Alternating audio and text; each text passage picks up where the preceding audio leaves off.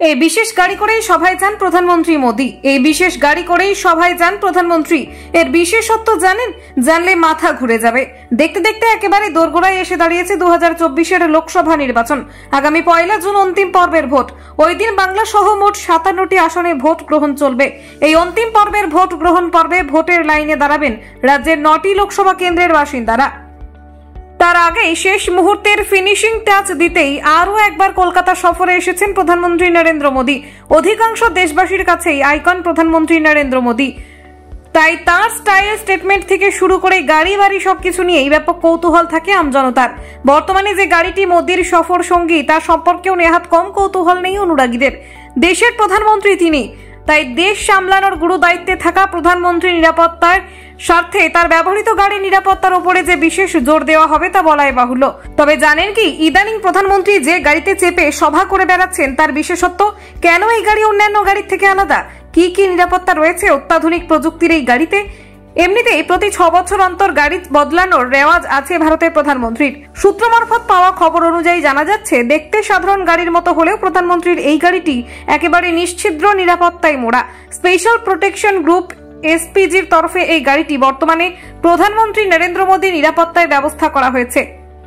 এই গাড়ির বিশেষ ফিচারগুলির মধ্যে অন্যতম হলো বুলেট প্রুফ প্রোটেকশন। জানা যাচ্ছে, বুলেট প্রুফ এই ল্যান্ড ক্রুজার গাড়িটি তৈরি করেছে বিদেশি গাড়ি সংস্থা টয়োটা, যার দাম শুনলে আটকে উঠবেন যে কেউ। জানা যাচ্ছে, প্রধানমন্ত্রীর এই বিশেষ গাড়ির দাম 3 কোটি টাকারও বেশি। বুলেট প্রুফ এই গাড়ির ভিতরে বাইরে ছুঁতেও পারবে না কোনো গুলি।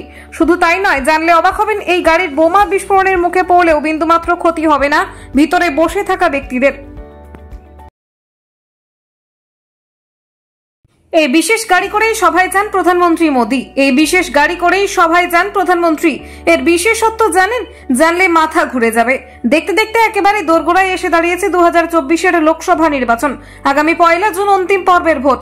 ওই দিন বাংলা সহ মোট 57টি আসনে ভোট গ্রহণ চলবে।